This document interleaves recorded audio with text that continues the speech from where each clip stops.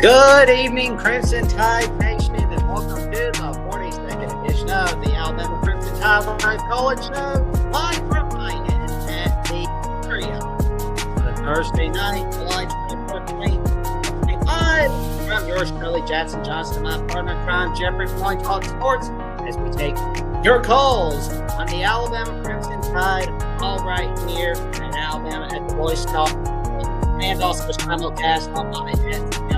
There's going to be, and let me tell you something, folks. You're going to be in for a wild ride. How you doing tonight, good buddy? Doing good, Jackson. I have to ask, though, is that new intro music going to be on Crimson Tide Live on Monday? I don't know. I'm kind of flipping a coin, to tell you the truth. I think I'm going to use that one intro that Coach Smoot got me hooked with for the Primetime Live show. Okay, yeah, I'm still cracking it at what Coach Johnny said, man. That was so funny with the intro music. I was like, that was so priceless. But yeah, definitely, it gets you jazzed up though. Regardless, I'm excited about the 42nd edition of the Collins Show. Appreciate the Godfather of the SEC, our OG member, for already being in the chat. We appreciate it. And definitely, we always have tons to talk about, even when it's kind of a dead period, Right now, I think Big Ten Media Days is going on right now. It's been the hot topic this week. So the SEC is kind of in the background a little bit, despite some realignment talks and some other crazy things going on with the SEC possibly. But with Alabama, we're just geared up and excited about another season of college football and hoping that our Crimson Tide have a better year than last year. But, that's all been said all off season. Just can't wait to get to the season. So. Oh, man. Well, we've got a perfect way to get you all excited for the season because, fall camp is coming next week. And, of course, we've got the YouTube membership tiers on Alabama with the Voice College Football for $2.99 a month. You can become a Crimson Faithful member where you'll get loyalty badges next to your name in the comments and in the live chat and custom emojis to use in the live chat and in the comment section. And you get member shout-outs like our good buddy, Godfather of the SEC, for example. And for $4.99 a month, you can become a Saban Disciple where you'll get a priority reply to comments, which, again, that's why we give priority replies to the Godfather, the SEC, because he is one of our very own YouTube members of Alabama with the Voice of College Football. And you get an access to a monthly hangout. Yours truly, Jackson Johnson, Jeffrey Only Taught Sports, Coach Johnny Birch, Coach Smoot Hines, and Manny Wilson from the Alabama Primetime Live Show Tuesday nights. And, of course, you can become a Bear Bryant legend for $9.99 a month by connecting on social media with each of us and giving out content requests of any kind. And neither rain, nor sleet, nor snow, nor this miserable heat advisory will put a stop to us from fulfilling your content requests all right here on Alabama The Voice of College Football. And we've got the YouTube membership tiers all right here in the chat, all right there. But while we wait for callers, I got to thinking about what if North Carolina joined the SEC? How it would, what would it help or hurt Bama, or would it just be like, we don't care? Because I'm going to be honest, I feel like North Carolina being in the SEC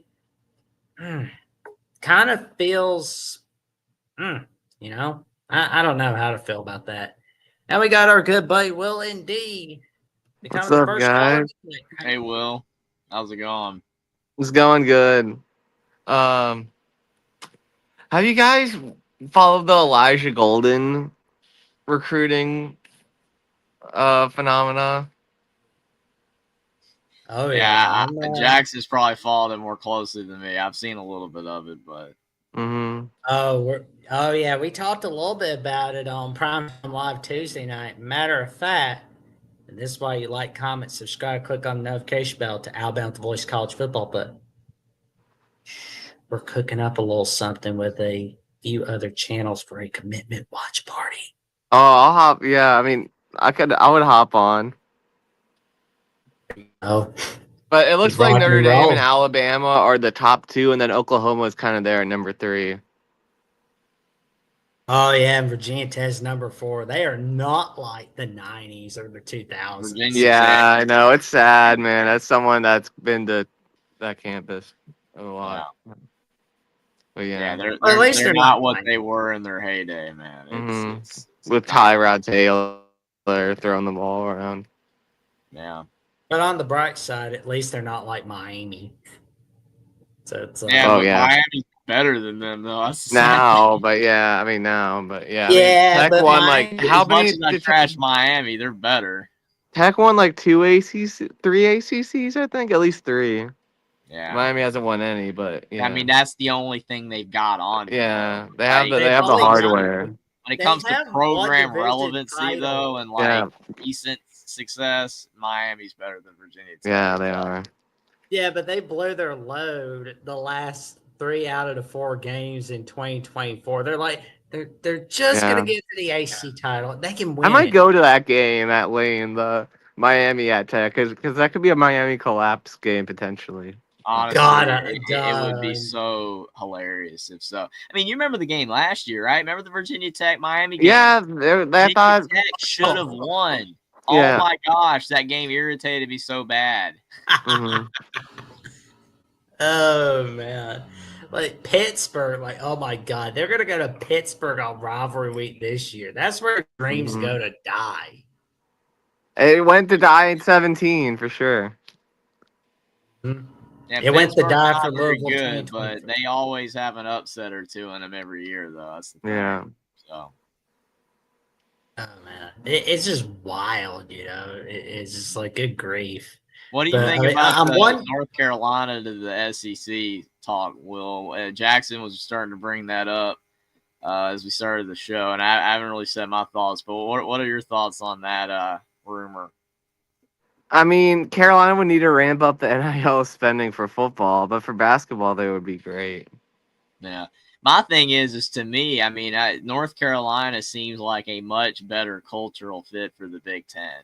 It just does. I mean, with academics, you know, the type of school that they are, it just seems much more of a Big Ten fit than an SEC fit, in my opinion. But I don't know. I mean, geographically, yeah. Geographically, they're kind of in the middle. They're of both. I mean, but I mean, geography doesn't matter anymore. I mean, that's the thing. yeah, it Like, doesn't. Yeah. does it really matter at this point? I mean, we've got LA schools in the Big Ten, you know, so But I don't know. I mean, Allen Stanford, the ACC. I mean, for Carolina, I mean, there's actually a lot of good college football recruits in North Carolina. I mean, Notre Dame raised North Carolina yearly now, so if they can start to North keep their Carolina is guys, just not a massive football state, unfortunately. I mean, I live in the state, I should know. It's so culturally a basketball state, Yeah. just kind of like it is with Indiana. but there's more talent there than you think.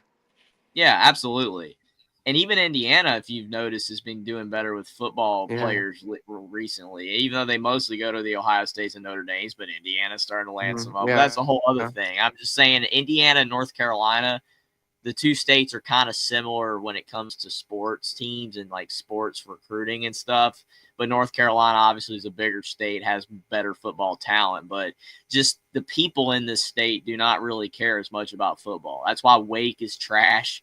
That's why Duke's fans are okay. NC State's when they're good when they got like a Clemson at NC State, it can be pretty raucous. And UNC, I mean, even when they're pretty good, half the time, Yeah, it's pretty bad. You know what I'm saying? So it's like it's just not a big culturally relevant state for football.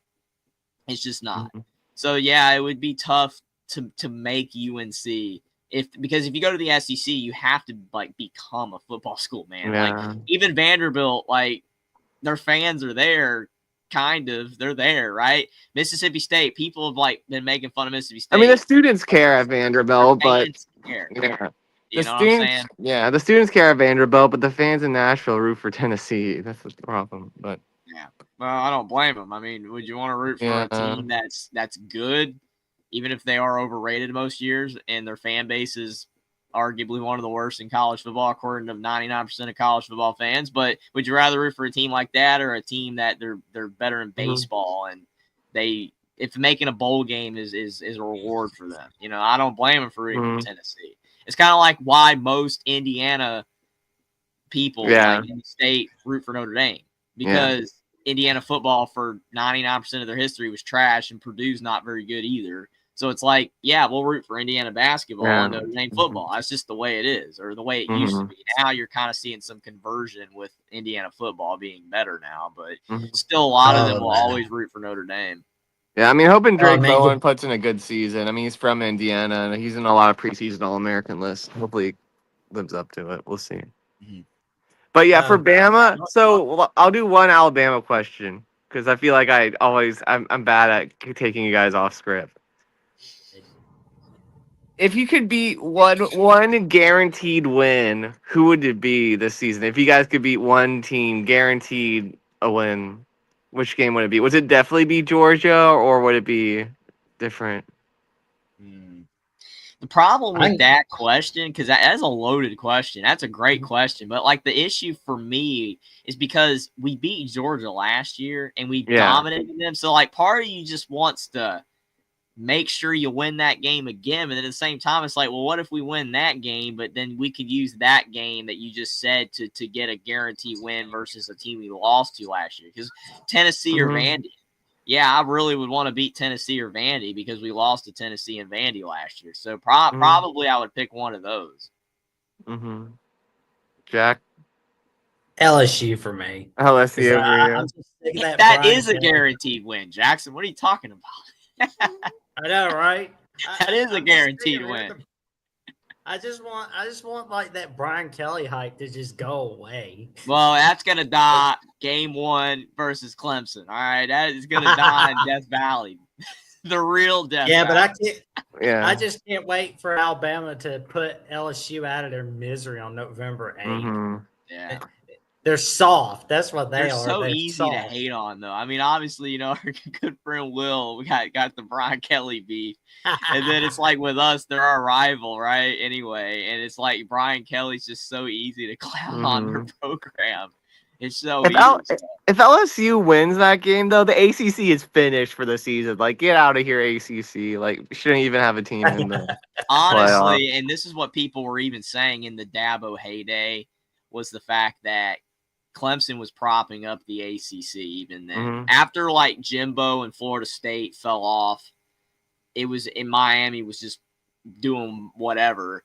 Clemson just carried the ACC the entire time. And then the Coastal, every year it was a different winner. That division was like the Big Ten West. It was terrible, and it was just Clemson. So, yeah, I mean, the ACC really is not very good. The only thing, and this is what I've said to so many people in college football circles, this is the only thing that separates the ACC from the Big 12.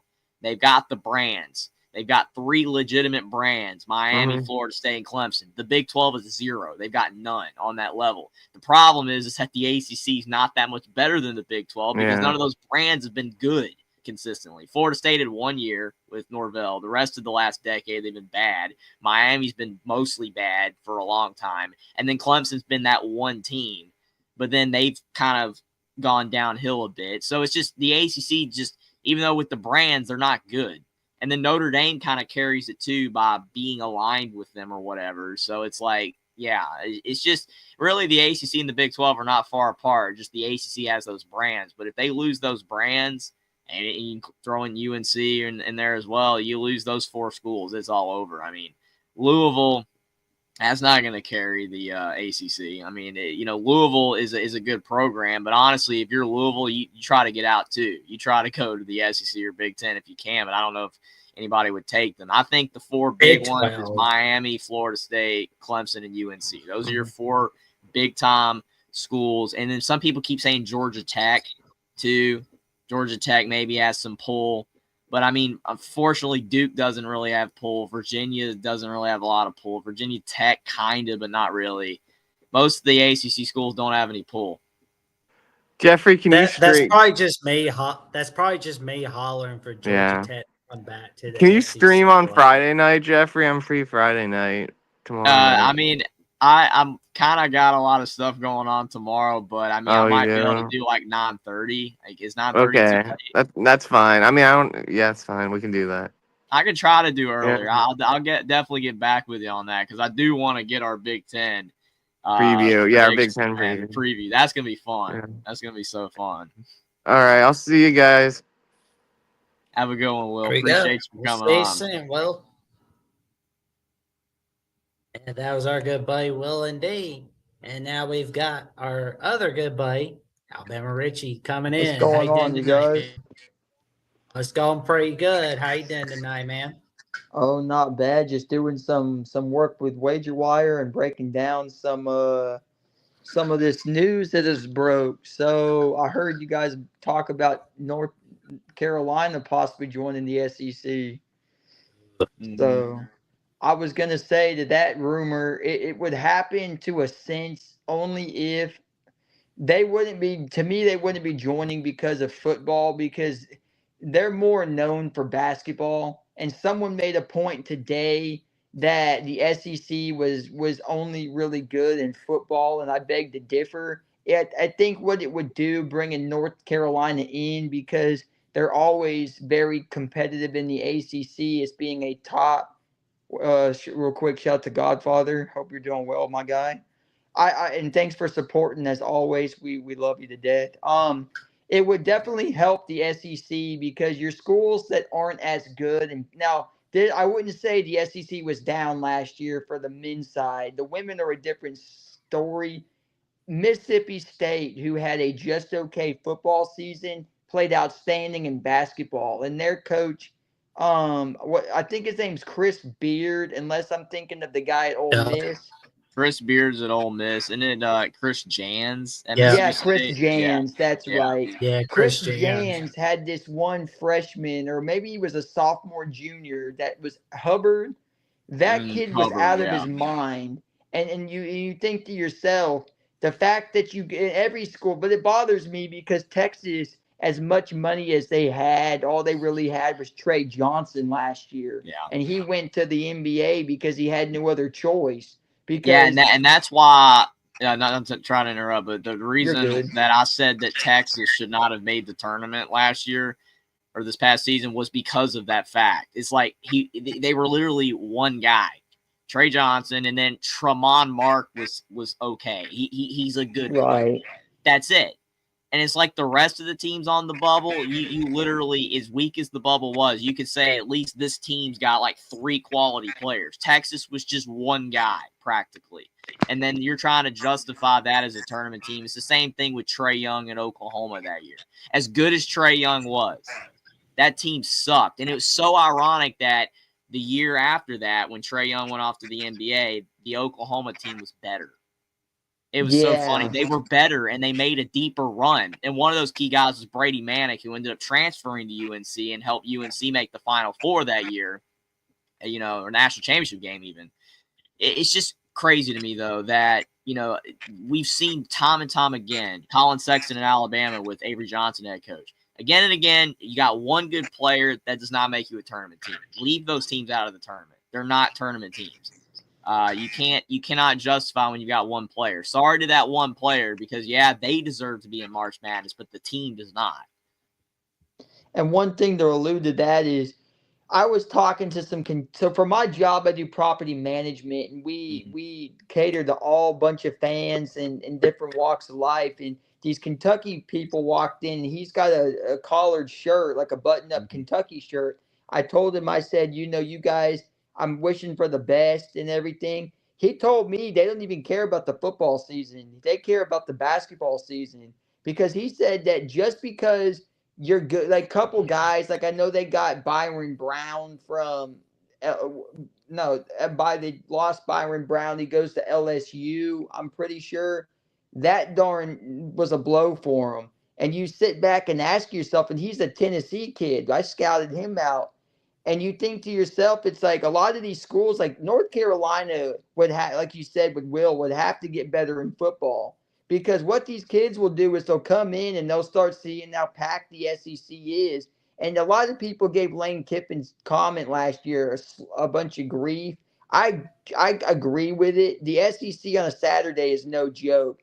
You don't overlook, there's this guy to all the time, and he's a Tennessee grad. And he was telling me that you don't overlook these games anymore, because if it's like we're talking about Oklahoma, and like you guys were just talking about games you don't want to afford to lose again. Like Georgia's going to be a toss up because I said this last week. That's going to be where you see who's your quarterback. The other games you don't want to blow Oklahoma again. You don't want to blow Vanderbilt because then what are they going to say? You can't beat those two schools that are just okay. Now Oklahoma improved that quarterback with John Mateer from Washington State. I thought he was a better choice than Jackson Arnold. But again, I think I'm talking. Didn't they have a kid named Michael Hawkins at Oklahoma too? Michael Hawkins, their biggest problem too was when they lost to Texas. I told them you got to play Jackson Arnold. I'm not trying to say that Hawkins was your choice or Arnold was, but you've got to make some sort of a change. If you keep playing Michael Hawkins, you're going to continue to lose this game. And I think this North Carolina deal would definitely challenge the SEC because everybody knows what they prove in basketball. And the whole Texas deal with Rodney Terry, he was told, if you don't win your first round, you're gone. That's just what it is. You're lucky to be in this tournament.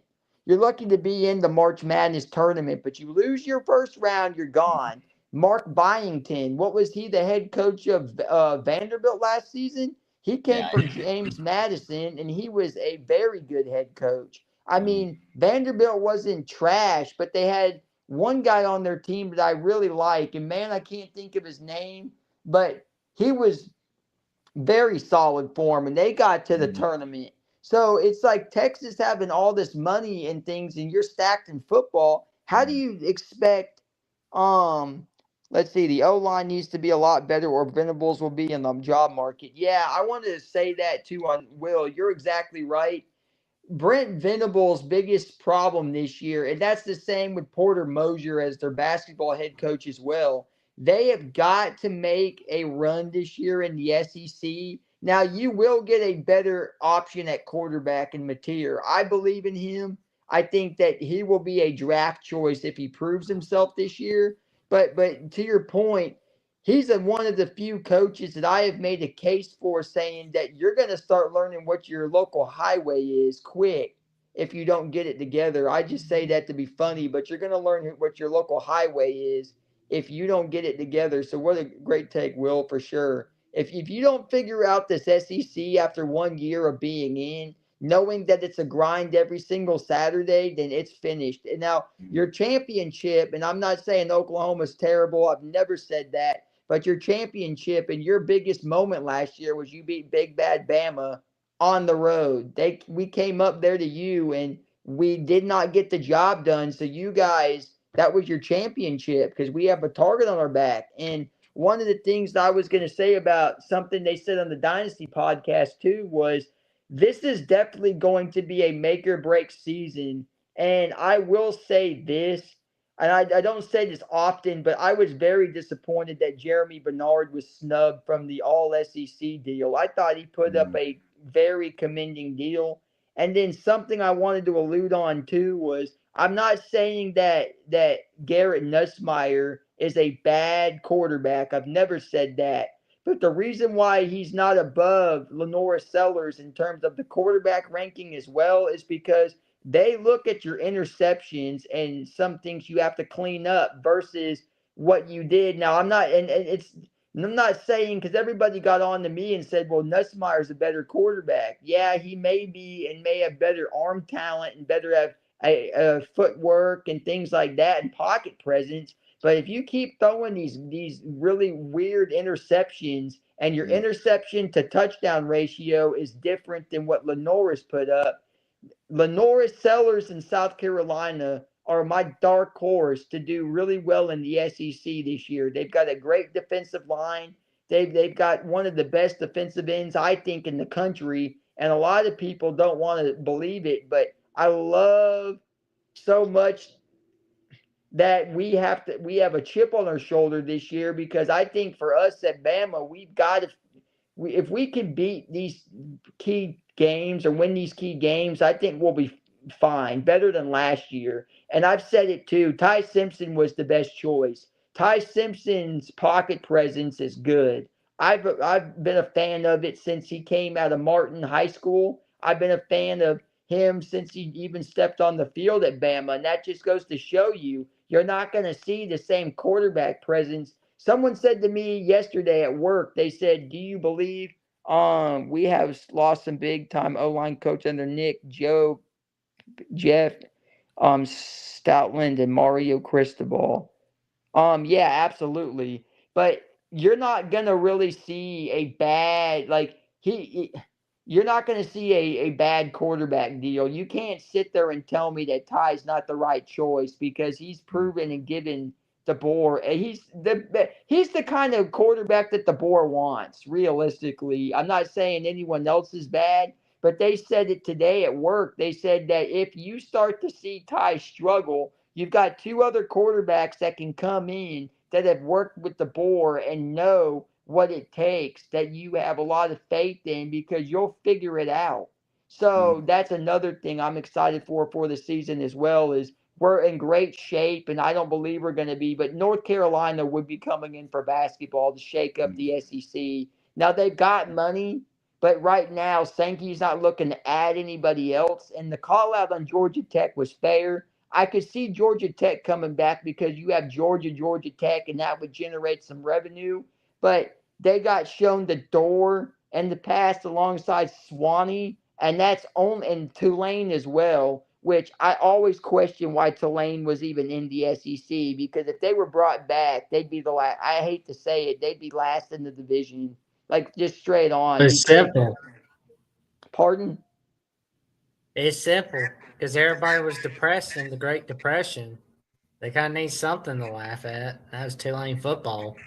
I do have some thoughts on way back what you were talking about with Rodney Terry real quick. Rodney Terry, every single year he was at Texas, he got worse. He took over Chris Beard, and he was doing great because he took over Chris Beard right in the middle of the season, and the team was good, and they had a good year. And then the next year after that, they were good, but they were clearly worse than the previous year when he took over for Beard. And then the last season, they sucked, and it was one player. So every year he got worse. His trajectory was clearly down, and his only success basically was because of Chris Beard. It kind of reminds me of Mike Davis, who took over Bob Knight at Indiana, and Mike Davis led Indiana to the Final Four in 2002, the national championship game even. They lost to Gary Williams' Maryland team, right? Mike Davis had all of Bob Knight's players in that 2002 team. And then after that, every single year he got worse. So it's the same thing. I mean, it's nothing against Rodney Terry. It's just the fact that I saw the trajectory. Every single season he got worse. And I'm like, yeah, Texas needed to get rid of him. There was no way that he was going to end up having tons of success in the SEC because he clearly was propped up by Beard in that situation. Too. Second thought, when you mentioned Nussmeier, absolutely, the interceptions. Everybody clowns on my analysis of Garrett Nussmeier. And like I said, if I'm wrong, I'm wrong in saying, that he's way lower on my list of SEC quarterbacks and on, college football quarterbacks in general. I'm not super high on him. Like I said, if he has a great year, I will definitely be like, hey, I didn't see it coming. I was wrong. But everybody's been saying that I'm incorrect and pointing out his inconsistencies and the fact that other top quarterbacks in college football aren't as inconsistent as he is. You're allowed to have a bad throw. You're allowed to make mistakes. Everyone makes mistakes. Brady made mistakes. Patrick Mahomes throws picks. Everyone screws up. But like you said, Austin, it's the type of mistakes Nussmeier makes. It's the type of throws that make no sense at all. You cannot justify that as some people are saying the best quarterback coming into this year. Some people have him as their number one quarterback for 2025 over Klubnik, over Aller, over Sellers, over Lagway. And I don't agree. I just don't agree. And until he goes out there this season and proves that he can throw 30-something touchdowns, 5-6 interceptions, and none of those picks are costly or just are dumb, or maybe a couple of them aren't even his fault. Like, his picks were just bad. I mean, he was just chunking in the air for no reason. And I don't understand it. Like, throw it away. Like, throw the ball away. Do not throw it just to the other team. he irritated me on that, and that's why I don't think he's a top quarterback as of now. Like I said, he can change that this season if he has a great year. We'll see. But I'm not super high on Nussmeier right now for that reason alone. And also, you mentioned Bernard. He should have been on the All-SEC team. I agree with that. I don't understand why he was left off. I guess overshadowed by Ryan Williams. I think Horton being added as well. People are pretty high on him too. So he kind of, I guess, got forgotten about. Plus, there's a lot of talent in the SEC. There's so many great receivers on so many great teams. I mean, even teams like Missouri have had your Luther Burdens, that just incredible. Right. So, like, you got all these teams. So maybe, he probably was like the first name that wasn't on the list, but still, he should have been there. I agree for the season he had last year. Yeah, the same thing I said in Ohio State. People are going to love this. Carnell Tate, I think, is a great receiver as well. But your problem is when you're overshadowed by two other receivers in Emeka Egbuka and the best in the nation right now, and Jeremiah Smith. Your biggest problem is you're going to be overlooked because you've got. Now, I love the fact that Carnell's still with Ohio State. I love that. I think he's got a chance to prove, and they're going to love me for saying this, but either of your quarterbacks, Sellers and Lagway, are clearly better than Aller and Nussmeier. I've got a take on that in just a second. I think, real quick, on the Ohio State, I'll get to Will's comment in a second. I think the problem you have with Ohio State too is they sort of mirror Alabama in a sense to me in terms of you have a good quarterback, you've got two top receivers. We had two top receivers. Now we're getting overlooked by Jeremiah because clearly if he's not your number one receiver, I'm sorry. I love Ryan and I got his shirt to prove it. But the problem is you are just overshadowed because you've got two guys in front of you. And so I kind of see Jeremy a little bit because Ryan but again, it's like Jeremy did enough to me. Bernard did enough. So that's just where I have to leave it at that. And to Will, your comment, I want to say this. Nussmeier to me is a top quarterback in the SEC. He's in my top 4. Now, the problem for me, and this is something a lot of people are going to like to hear, is I think he's a bit better than Aller and Klubnik to a sense. Drew Aller to me is the best quarterback Penn State's had to me in a long time. The reason I say that is because when you look at the quarterbacks that Penn State's had in the past, Sean Clifford, Christian Hackenberg, and they had one other guy, and I'm blanking on his name in recent years. But the point being is these guys are in the Trace NFL. McSorley. Yeah, Trace McSorley was the name. Yeah. I liked McSorley out of the bunch because he reminds me of AJ McCarron, the attitude. He had just this thing about him that just made me like the demeanor, the character, and he seems to be a great person, Trace McSorley. Now, Aller will put up a record sheet that makes you go, okay, I can see it. I had to do my homework on that. But the problem is Nussmeier is right now getting overlooked by the interceptions to me. I've never said that Nussmeier is trash. He's really darn good. But he's got to clean up. Like, to me, because we have a quarterback problem, not saying that Ty's terrible. I love Ty Simpson. He's the right fit for the season. But if you're ranking quarterbacks, let's take every position away and rank the quarterback position. Last year, the top 3 quarterbacks to me were, and this is in no order, it was Lagway, Nussmeier, and Lenora Sellers. And that's only because they put up stats to prove it. Now, Jackson Dart did pretty well last year, but he kind of had some very interesting games, like the Florida game cost him. And then he had that game where, what did they go into Kentucky Kroger Field and lose? Or did they barely squeak that out? That one was a question mark too, and now Ole Miss lost to Kentucky last year. Lost. Yeah, that's why they missed the playoff. Absolutely. Yeah. And then you got a question mark with Texas. See, here's the thing I was going to make on Texas and see what you guys think. If Arch Manning is supposed to be all world, right? Let's give it all world. And he's supposed to be your number one quarterback and everything. And by the way, he's not going out in this draft. He's going to stay and try to go the college route. And a lot of people don't believe that. But the problem is I wouldn't. And here's the thing. No matter what season he has this year, let's say he was going to declare, you weren't going to give you. If I had to do homework, I'd get an F. If I had to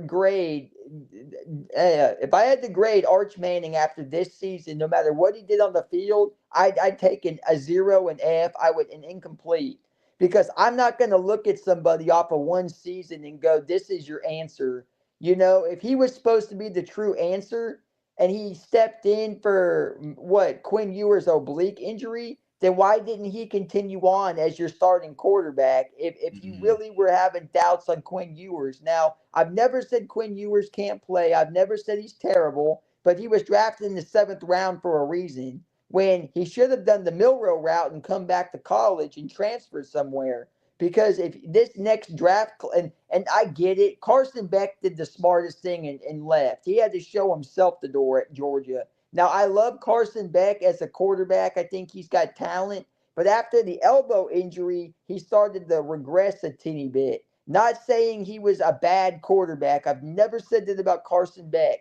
But when I evaluate the quarterback position over every single deals. I scout out quarterbacks. I tried to walk on in high school as a quarterback. The problem is you're going to want somebody consistently. Georgia made that decision with JT Daniels and Stetson Bennett. Stetson did not have the arm talent that JT had, but he had everything that you wanted out of a quarterback versus with the movement. JT wasn't a movable quarterback. That's your biggest problem. That's the thing you got out of Jacob Eason and Fromm, is when Fromm got the starting job after Jacob Eason transferred to Washington, your biggest problem was Jacob Eason wasn't a running quarterback. He was a pocket presence quarterback. Anytime, that's the same thing I said about Anthony Richardson and Emory Jones. Emory had the better arm talent than Richardson, but you weren't going to rely on a quarterback like that to scramble for you and get the yardage. So this season, what you're looking for out of these quarterbacks is, can you get these guys to do more than just have to scramble around? See, Johnny Manziel, and I'll go back to him. A lot of people said his scrambling shamed him. His biggest problem was that that's all he was known for. Anytime he was asked to do something else, and you're not taking back the story, let's not look at anything behind the scenes, just the athlete Johnny Manziel, nothing else, the celebrity, whatever. If you just look at Johnny Manziel's football play, ask the kid to do something besides throw on the run and scramble. He couldn't do it. Ask another one of these quarterbacks to have to really do more than they're capable of doing, and you're not going to get it. If you have to get Ty Simpson to rely on a run, unless he just breaks away because he's playing a nobody and he can do it, then great. You love to see it. But against a team like an A&M or an Oklahoma or an on-the-rise Vanderbilt, who's not a scrub anymore, get him to try to do that and see what you're going to get. That's the thing that I was saying about Milroe last year, is Milroe, to me, was like an Anthony Richardson to a sense, a more polished Richardson. He can run and he can also throw, but get him to have to rely on more of the arm, and you started seeing some mistakes. That's what I was very sad about, but he definitely wasn't our worst quarterback. But that's the thing.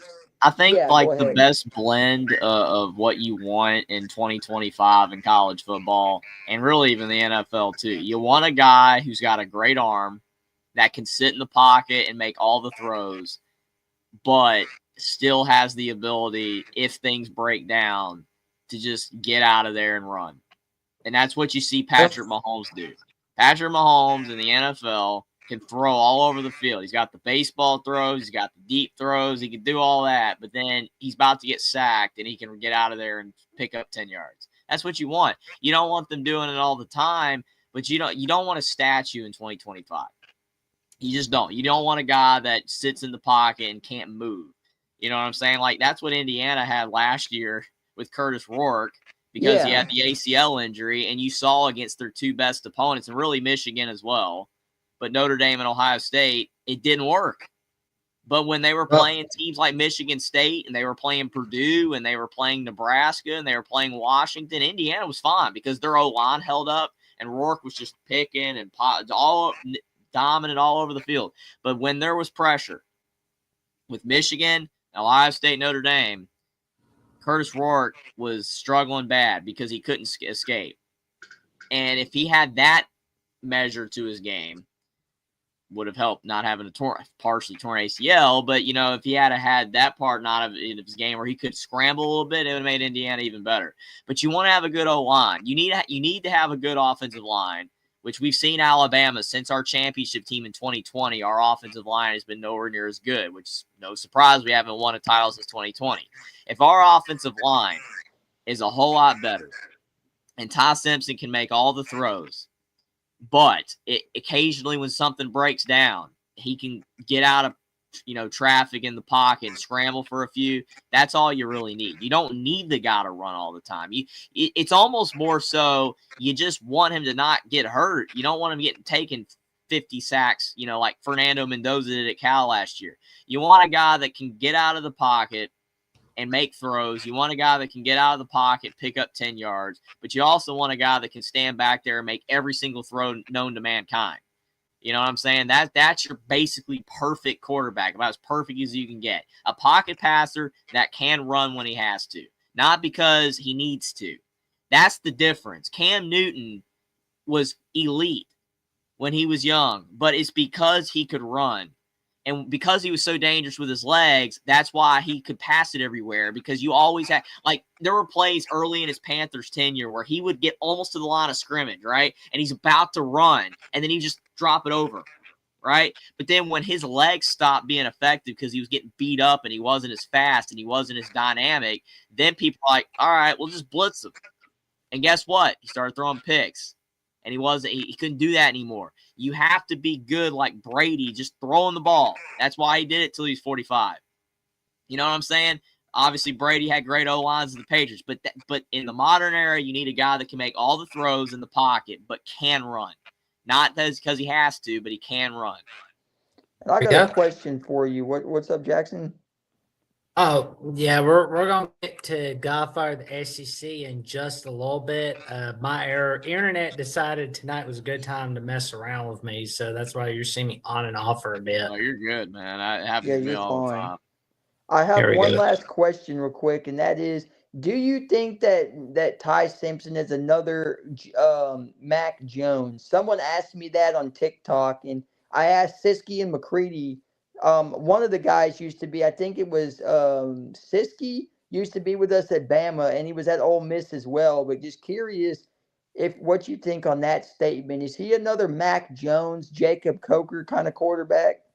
Well, the thing that's so tough with a comparison like that is because I don't quite think we're going to be able to, have the same type scenario in 2025 as the 2015 team with Coker and the 2020 team with Mac Jones, because both Coker and Mac Jones had ridiculous teams around them, kind of like Stetson Bennett had at Georgia. Just stacked teams, great offensive lines, great running backs, great receivers, the whole, rigmarole. It just the whole shebang. Whereas with Simpson, I don't necessarily think that our team still, despite the improvements, is going to be as good as either of those two teams. So it's like if you compare stats, like you compare Ty Simpson, stats with Mac Jones specifically, I mean, Mac Jones, they're going to be better probably. So then people say, oh, well, Mac Jones is way better than Ty Simpson. Well, we don't know what Ty Simpson would do in the 2020 environment with Devontae Smith and Waddle and probably the best offensive line in college football. Jerry Jeudy. Yeah, Jeudy. It's just different. It's just different to say. Ryan Williams is incredible, but Bernard and Horton are not as good as those receivers, the second and third, receivers of those teams. And we don't have as good of a running back. Jam Miller's good, but he's not Derrick Henry. He's not a Najee Harris. I don't know. It's interesting. I just think that Ty Simpson can possibly put up worse stats than those guys, specifically Mac Jones, and still be better, maybe. But I don't know. It just, we'll have to see. Honestly, I really just want to see Ty Simpson because honestly, I feel like, we've talked so much about Ty Simpson in the offseason. And I was very high on Keelan Russell early on. Like, I wanted him to just start immediately because I was like, well, Simpson really hasn't impressed. But the coaching staff and everybody's like saying, hey, he's done great in, the offseason. He's done great in spring practice. He's doing great, all through the offseason. That people are now getting higher and higher on Ty Simpson. I just honestly, I want to see what he's going to do. I want to see what type of player he's going to be because really we don't know that much about him still. He's kind of an unknown, which is ironic because look at these other big time programs like Ohio State that are getting new quarterbacks, right? With Julian saying they're, Bryce Underwood at Michigan. They're on St. Clair if they have to rely on St. Clair. Yeah, they're young guys, right? Whereas Ty Simpson, he's an older guy. He has experience in college football, but he doesn't really have a lot of experience on the field itself. So that's what makes him a unique player. We haven't had a guy like that in a while because we've basically been going with the Tuas, and the Bryce Youngs where they start early and then they're good. So it's going to be interesting. Honestly, I want to see what he's going to do. And I think it'll be easier to kind of make a comparison once we see his style of play and how he actually projects out there. Absolutely. What you think about that, Jackson? Well, we'll wait and see what happens. I'm just kind of curious about Will's comment where he talked about Steve Dace picking the Tide to win the Natty. Well, I hope he's not at the movie theater by that time. But we'll definitely wait and see. I want to comment on that real quick if I can, and I'll let SEC up. I love that he's got a lot of faith in us. I really, really do. But the problem that I have, and I'm being realistic, I still love my team through and through, and I don't want anyone to think I don't. You haven't seen Ty Simpson play a snap of football on the field. That's why I was curious to see what you guys think, because I told this guy, I said, look, I think Simpson's going to be fine. I'm not the one. I used to say this about and I say this, but every single team we've had every year. If whoever the coaches believe in is who I have to believe in, because I'm not getting paid the same money they are to go out there and make those decisions and chip in and all that. But I will support. And I'm one of the only ones that defended Milroe when they made that list of bad quarterbacks what we've ever had, and they added them to it. I defended them and said, you don't remember the 2 quarterbacks or 3 that were shown the door, and I'm not getting into that again. You've heard my rant on that. But the point being is, I love the fact that we're picked. I really, really do. But I can't sit back and say that because Ohio State just won with an outstanding team. That team, I said to everybody, if they come after the Michigan game and prove to everybody that, we can do it, they will be the champions. And I said it. And after that Tennessee performance, that was not a full healthy Tennessee team. I could make a statement of maybe. Squirrel White wasn't 100%. That running back they had wasn't 100% in Tennessee. So you never really got to see a full healthy Tennessee. Now, I will go ahead and say that Michigan just won the national championship the year before. They're really good. They bring in what they say is Bryce Underwood, an elite quarterback. What does he do? I haven't seen him play a snap of football. We've never seen any of the Ohio State quarterbacks play a snap of football. But I think they're all super talented. I watched them in high school and scouted them for their college careers. But that's not to say that I can make a statement. But I love this team. But I think that by the Georgia game, and that's why I keep bringing this up, by the Georgia game, if we get out of Athens undefeated, I can definitely say that I can make a case for maybe. That I say strong maybe, but I'm not going to sit there and say, because this is going to be another, okay, you got your first season under your belt. You learned what the SEC is, Coach DeBoer. Now you have another season to get out of these sketch wins, I call them. Tennessee's no sketch win. We split the series back and forth. We won the year before last year. They beat us last year. maybe they come to Tuscaloosa this year. You get by Vanderbilt, you get by Oklahoma, you don't make the mistakes. You don't have to rely on too much Ty Simpson pressure. You can get the running backs to believe. You establish a run game. We'll be in great shape. But I'm not gonna say that they're definitely not my pick to win it all yet. But I'm never gonna, because I'm not that guy. I look at it realistically. Is until I see us step on the field and absolutely prove that we are the team, I'm not going to make a statement yet, because I said that about Blake Sims in the Ohio State game. I said that season, I think we have a chance to win it all. And Ohio State beat us with Ezekiel Elliott rushing for what? Almost I'm going to exaggerate it here, but what, 300 yards, 200 something yards that game? Mhm. I mean, that team right there went on to win the national championship. Why? With who? Cardinal Jones? Because they just were the better team with Urban Meyer that year. So I never pick us to be the thing. I put us like a target on our back, because we always have to prove something. So I like the comment, but wait and see. So I guess the reason that when you look at him picking Alabama, I mean, Sure. I don't know his reasons because I didn't, like see him explain, but just from my projection of why anybody would pick Alabama to win the titles, because it's so wide open, right? Like you're realistically looking at an Ohio State, drop off a little bit, a slight step back, because they lost all that talent. It's going to be hard to do that too. Quarterback, all of it's different and new. They could lose a couple games maybe and be a little worse. Michigan's obviously not going to be there. And the programs that are returning the quarterbacks, like your Penn States with Aller and your Nussmeyers with LSU and Klubnik at Clemson, Lagway, Sellers, none of those are realistically people think are going to win it all, right? Realistically, could Penn State win it all? Could Clemson win it all? Maybe. I mean, it's not impossible, but they're not favorites, right? Even though some people are saying Penn State's ranked number 1 right now. Again, I don't think most people legitimately think that they will win it all. So you're boiling down to, yet again, Georgia.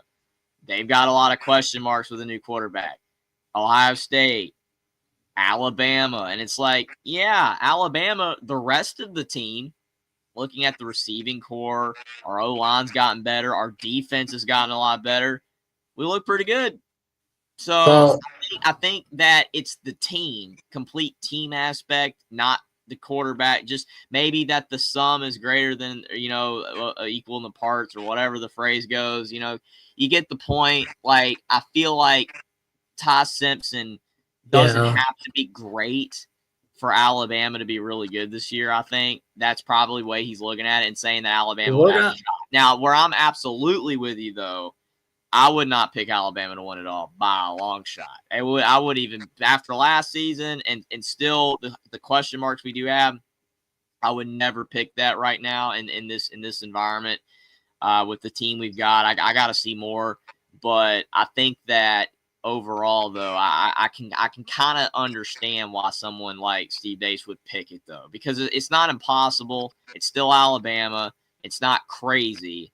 And DeBoer, he did take a Washington team to the title. You've got more talent here. There's a lot of question marks in the SEC and around the country, but I still wouldn't do it, though. So well, Richie, we'll let you go for tonight, but we'll definitely be seeing you next Thursday, because we're gonna get Godfather on the line. Good buddy.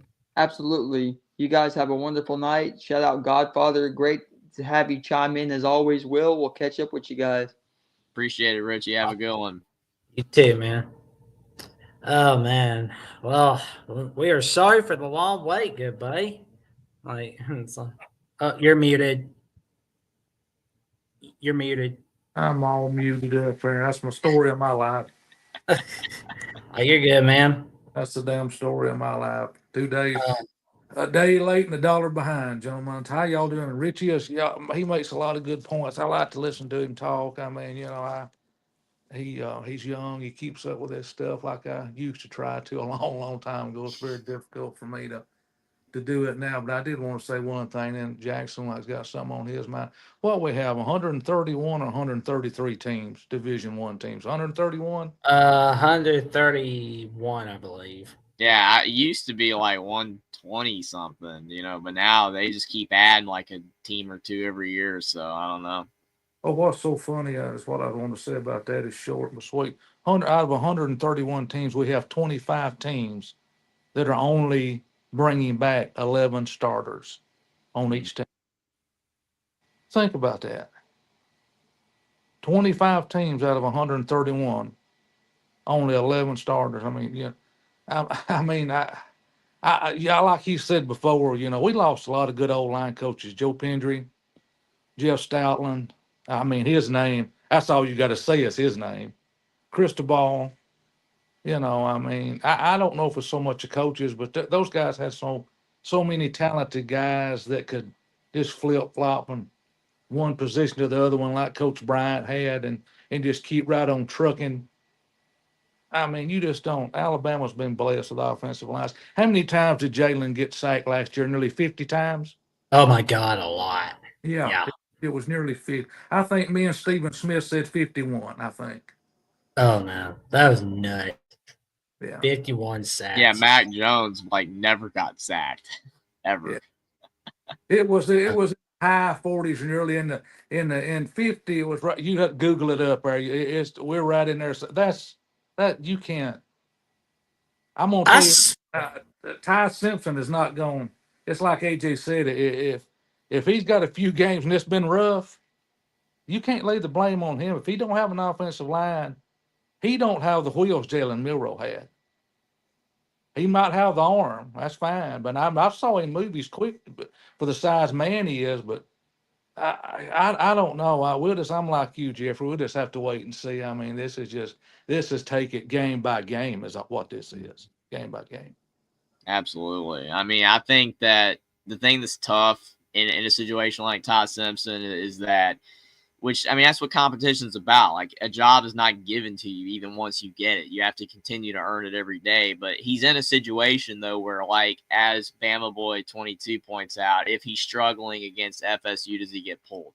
I remember watching Jalen Hurts that season that Tua was always in the background. Like, we heard it all season. Tua was there, right? And then, obviously, he ended up coming in the national championship game and winning it for us with the incredible touchdown pass to Devontae Smith. But the thing is that, all season long, you just kind of saw how tentative Jalen Hurts was. I saw it. I don't know if I'm sure other people did too, but there were several plays. I even remember Kirk Herbstreit pointed it out where Hurts had like a wide open guy downfield and he just didn't throw it. Yeah. You know what I'm saying? And to me, I feel like he was doing everything he possibly could to be safe because he didn't want to lose his job. Because he knew that if he threw a couple picks in a game, Tua was coming in. And I feel like if Ty Simpson, if it's that legitimate of a battle between him and Keelan Russell, that's a good thing, but it's also a bad thing because that makes it where Ty Simpson can't be free to make mistakes. He's going to be too worried to make mistakes because he'll lose the job. Again, that's just the way it is. When you're starting quarterback at a really good program like Alabama, you always got to be on top of your game or you could lose your job. But at the same time, when it's that close, which, again, we don't know how close it is, but I just worry if the quarterback battle is that close that Ty Simpson is not going to really be able to possibly unleash all of what he's capable of because he might be too worried to do it. He might be too afraid to do it because he doesn't want to make a mistake so he won't get benched. I don't know. Well, and I was going to say that we've got a good story to hear about that we were going to hear about last week. Like I'm curious about that Keith Jackson story. It's story time with the Godfather, the SEC.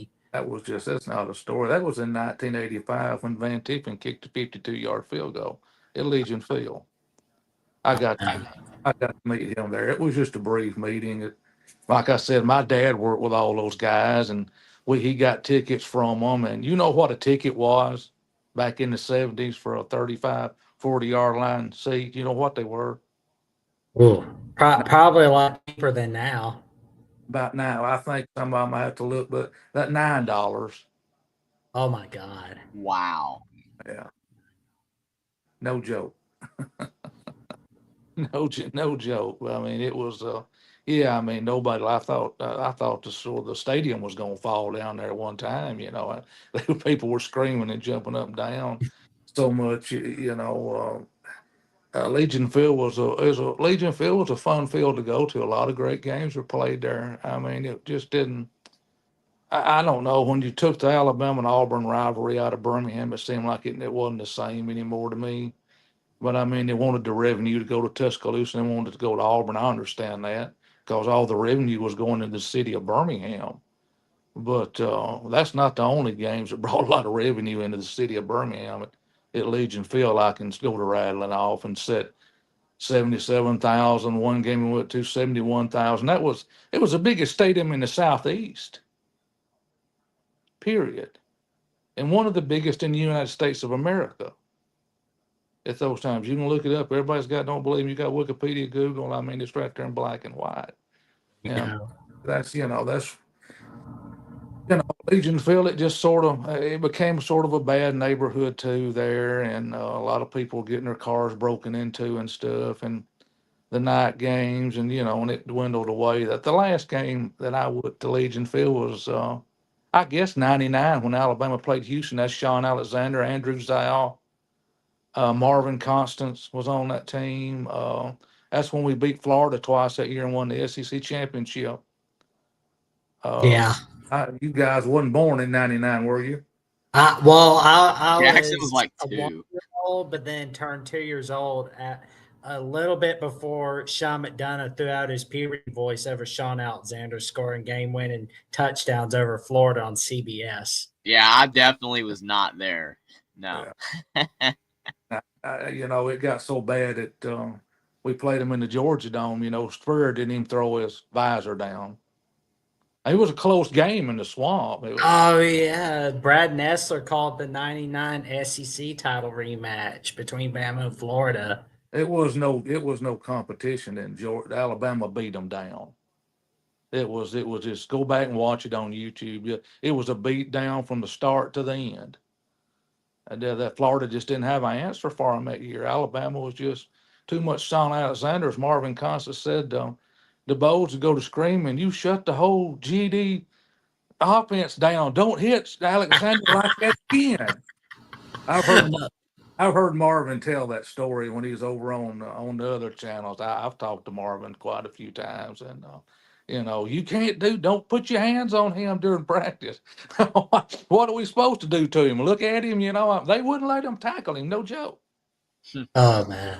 Well, I will say that we'll have to get you and your friends to come on in here like for 15-minute segments on the college show for like the next several shows. Like it'll be like a fun part of the show for sure. Oh, he was a nice guy to meet. It was just a brief meeting that they were going up on the elevator, and those guys knew him. They were going up there in their box seats, and I shook hands with him, and that was it. But I mean, he's a legend. Keith Jackson was a legend. I mean, it's just I don't know who he had that day calling the ball game with him. Might have been Parsegian. I can't remember. Might have to go back. I think it was Frank Broyles that was calling that game. Might have been him, but yeah, it was Broyles, but yeah, because I know it was the same dude's voice that was calling the '79 Sugar Bowl with Keith Jackson and the '81 Iron Bowl and the '82-'83 Iron Bowl. Will and D was asking, that was the game when Bo fumbled, right? If you're talking about '84 Iron Bowl, I believe you're talking about Al Michaels, who called the '84 Iron Bowl. Like I'm still just like, holy crap! Al Michaels called some Alabama football games. Oh man, and I didn't get to see it in person. Like, oh man, like, well, I mean, at least there's YouTube reruns, so there's that. But you got to see it. You got to hear it in person, Godfather. Like, that's cool in of itself. Van Tiffin didn't live but about Red Bay from it was 13, 14 miles down the road. He just came from a little old small town. I mean, all of those towns were just all bunched up together, just little small communities. It's what they were, and that's just the way it is. Yeah, he had a they built buses over there, motorhomes. That's where your Tiffin motorhome comes from.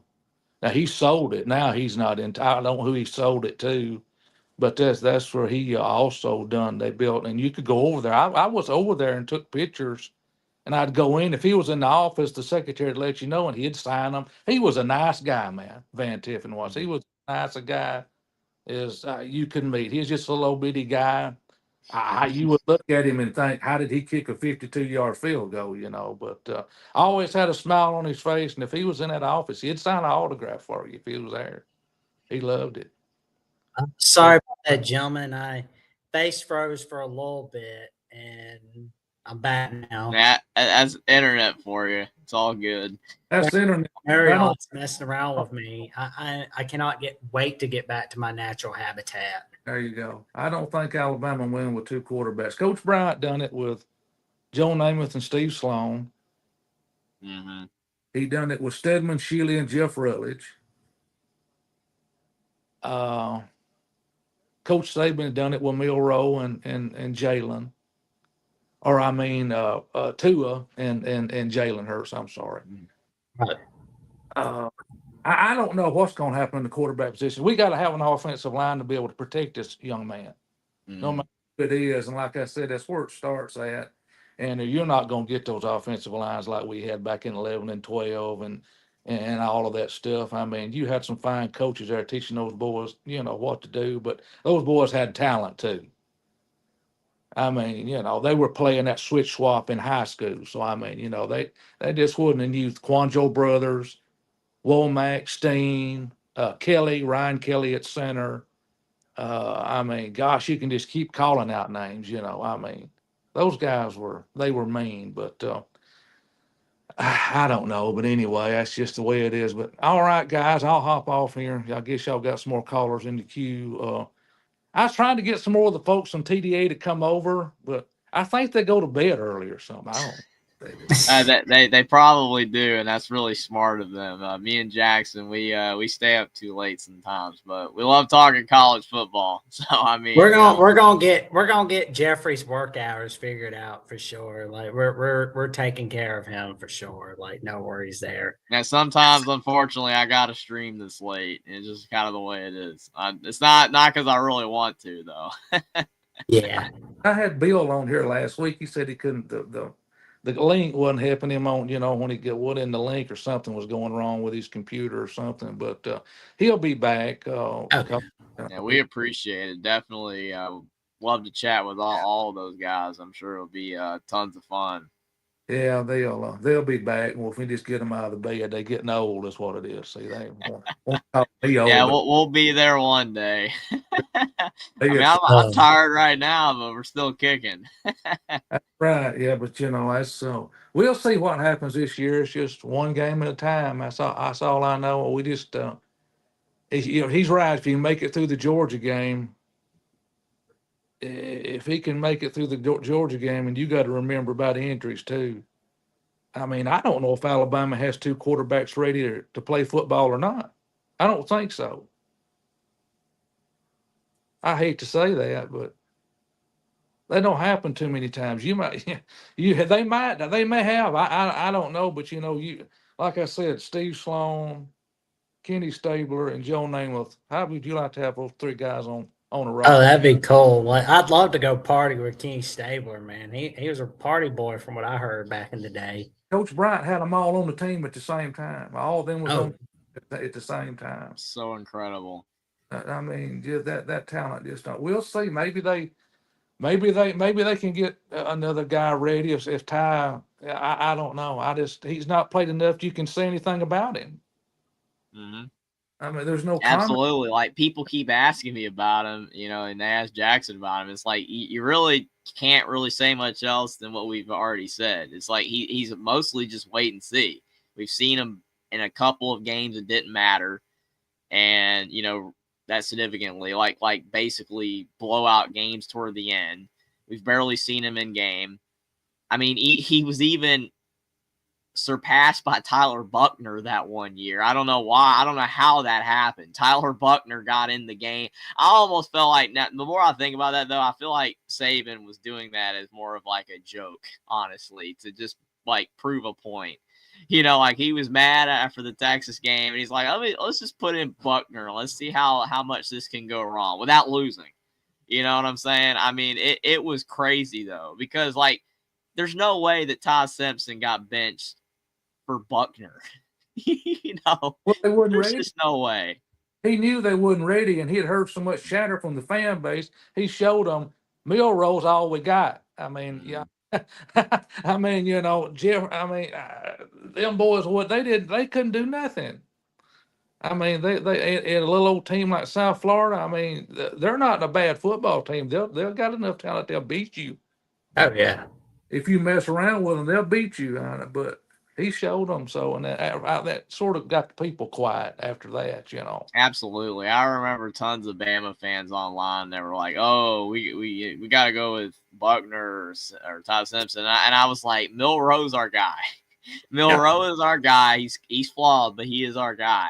And they were like, "No, he's not." And then after that South Florida game, they were like, "Yep, we got to go with Milroe." I mean, like you said, that's exactly why Saban did it, and that's why he, even in those tight moments, it showed how great of a coach Saban was. Like, he outsmarted the entire fan base, the ones that were not, in agreement that Milroe should play. It was so funny though. He was ready to sacrifice a game to prove a point. Coach Bryant done it. Yeah, with 1970 Alabama USC, where he wanted to make a point. Coach Bryant done it. I mean, he made a point, and said he had the biggest smile on his face I'd ever seen to be a loser that day. He had the biggest smile I ever seen on his face. Usually, he didn't smile a whole lot, not much. Yeah, I'd be running I'd be running for the hills if a guy like that is smiling after I'm beating him. I'm like, okay, I better run for the hills before he gets me. What was it? Johnny Musso said they was practicing. It was right in the dead of summer, and it was so hot you couldn't get your breath. And Coach Moore was out there with them. They just kept running the same play over and over and over again. And Coach, they didn't dare look up at that tower. Coach Moore said he'd peep up there and look. He could tell Coach Bryant had dropped his head and fell asleep. And he had that old bullhorn he always talked in when he was on that tower. And Coach Moore said it was sitting in his lap and it fell off and it went, and he woke up and he said, "Oh, y'all going in the building. It's to cut the practice." Johnny Musso said that. He said, "GD," said, "We love him," but he said, "I thought the SOB was going to kill us." Oh. Coach Moore told that story out, Coach Bryant would up there and would sleep. He probably had a little bit too much to drink, probably. Man. Johnny Musso said, "I was glad he wasn't over to get." He said it was so hot you couldn't get your breath. Funny. All right. I'll catch up with y'all next week sometime, and y'all have a safe week. And I'll still be listening in there. We'll have to do another 4 or 5 hour show one of these days when we feel like it. Oh, for sure. Like we'll start doing what the Michigan show do. Just do like $100 every hour of super chats. Then we can do 4 hour show for sure. But maybe hopefully by then, maybe we can start the show a little earlier if we're going to be going 4 hours. Oh yeah, I'll make sure Jeffrey gets his rest. No worries. We'll get the diesel huffer in here. Tell him I know. Yeah, we got where's the diesel huffer? We got to bring him back on. Well, he's not going to be. Yeah, he said he's taking off next 5 months or something. Yeah, he'll be back by the season. I'm sure he'll be back. Ohio State season don't go too good. You might not see him for the next 4 or 5 years. You just don't ever know. He's like Auburn. They'll swap shirts in the closet on you if you're not careful. I'm all fans. Y'all boys have a good night. I appreciate y'all having me. I'll catch y'all next week. Y'all be safe. You too, guys. You have a great night. But since we've got the next 2 callers on the line, we're going to do 10 minutes each call, starting with Burt's and afterwards Timothy Redmond. How you doing tonight, good buddy? And a what up to John D'Animo, and a what up to you too, John D'Animo. How you doing tonight? Burt's, how you doing tonight, good buddy? Oh, we can't hear you.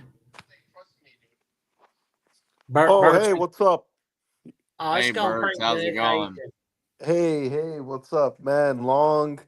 I'm just ready for college football, man. And man, too much YouTube drama lately with me. So I don't know. You guys know about the issue or not really? I have no clue what's I've going on. honestly not been that in tune All right, to the good. You don't want drama, to know. so Yeah, you don't want to know. My fan base wants to like kill me right now. So all I saw something you said in chat. You said that you're banned from the oh no, thing or something. that's one of the Michigan mods. He has beef with me because made that video. Mark Rogers made that video that I think I posted on Discord. Tell you to check it out, and he's really pissed off. So, but no, listen, man. How is the Ty Simpson and Keelan Russell QB battle? Because apparently I heard that Kalen DeBoer, I think he said that Ty Simpson is ahead right now. But and I personally think Ty Simpson's gonna get the job. That's just what I feel. But how close is it, you guys, based on your information, Well, the way I look at it, I think it's going to be closer to the end of fall camp where we know more about who our starting quarterback's going to be. I think it's decently close. I mean, that's just my opinion because honestly, not a lot's been reported on it. But I feel like with the amount of comments that DeBoer has made in favor of Ty Simpson, unless a complete 360 occurs between now and the beginning of the season, it seems like Ty Simpson has the job pretty much secured. But I do think Keelan Russell's doing well. I think he's there. But I just feel like the experience of Ty Simpson and just, as being a college player for several seasons, despite not playing much, that edge and the fact that he really hasn't done anything, to lose the job to Russell. And Russell hasn't really done anything super insane to say, hey, he needs to play right now. Because honestly, like I said, I was really high on Keelan Russell like early in the offseason. Jackson remembered me talking about it like, hey, I was like, let's go with him. But yeah, just over time, last 2-3 months, the conversation has shifted over to Ty Simpson. So I mean, I don't really know exactly how close the thing is, but I do think it's decently in favor of Simpson, I guess. So Yeah, I'm pretty sure. Yeah, no, I'm not surprised there. And then man, are you guys gonna like pick a darn, what was I trying to say? Any new recruiting people that are trying to like flip your commits? You guys know any who are trying to? Well, we're trying to get Anthony Jones, make sure he gets away from Oregon. But Elijah Golden, Will was asking us about him tonight. But 2 weeks from now, you might see another commitment watch party involving Elijah Golden right here on the Alabama channel. Really? So, Oh, gotcha. oh yeah. Yeah, Oklahoma and Notre Dame are trying to get him. Virginia Tech's going to try to get him as well. But that's why we'll make sure we got our people getting lined up, ready and raring to go. Like right here at Voice College Football, we made sure we're going to be doing a lot of commitment watch parties. It's been a minute, but we're getting back to it. No worries. Yeah, nah. And then But John did a tremendous job with that Calvin Russell commitment watch party. Like he made that party like the most viewed live stream on the Michigan channel. Like that was huge. yeah, that was incredible. It's amazing. I'm not gonna lie, I have to give him credit, even though I have huge beef with the guy, or he has beef with me. But it's whatever, man. And then Well, I'm sure it'll get straightened out because you two are good dudes. Like John's a great dude, and you're a great dude. And as I always say, don't throw the baby out with the bathwater. And I think everything will get straightened out. That's for sure. I do also want to let you guys know my fan base has been creating burner accounts with me. So just letting you know, if you see a Twitter account that says Burks the Wolverine, that's not me. I don't even have Twitter. And it's Okay. like basically that person is like destroying my reputation because my fan base are complete clowns actually right now on YouTube at least. So, they're psychotic and I can't do anything about it. So just letting you know, I would never like, troll on Twitter like that to you guys if they start attacking you. So I'm That's just giving. absolutely crazy, Burks, that they would do that, and you don't That's what even have I'm a so Twitter account. Dude, I'm so pissed off. Yeah, because they don't like my views, man. Like it's not my views. I just called them out over Connor Stallions and this stuff, and you guys just cry like babies, and then I don't even know what to say, man. It's really pissing me off. So I just wanted to tell you guys. I went on like some of the YouTubes that I talked to. They one of them even contacted me and said, "Hey, why are you swearing at me on Twitter?" And it's like I don't even have a damn account, smart one. It really pisses me off, man. And this is why I didn't create a Twitter account, is because of stuff like this. I used to have Twitter, right? But my worry is that if people have beef with you or they get pissed off at what you say, they're gonna make burner accounts and destroy your reputation. So just letting you know. Well, things die down. Like that's the thing where it's like some people, they make their whole personalities about being pissed off at one person or another person, and then they move on to another person to be mad at. It's like I said before, there's something about the Ohio State and Michigan fan bases on the internet. Not all the fans, obviously, because there are a lot of great fans from both teams. But the social media part of the Michigan Ohio State fan base, there's just something bizarre about it that is not replicated among any other fan base or rivals on the internet. It's like you said, if you don't go along with everything that they say, you just get absolutely butchered. Oh my God! Like you're toast. Yeah, that's why I've said when I called in on the Michigan call-in show with Johnny Olden and TJ Ronan last week. That's why I said the Alabama Auburn rivalry. Yeah, it's heated, but it's nowhere near as heated as Ohio State Michigan. No, it's not. I think at one time I think they were very comparable, but in the last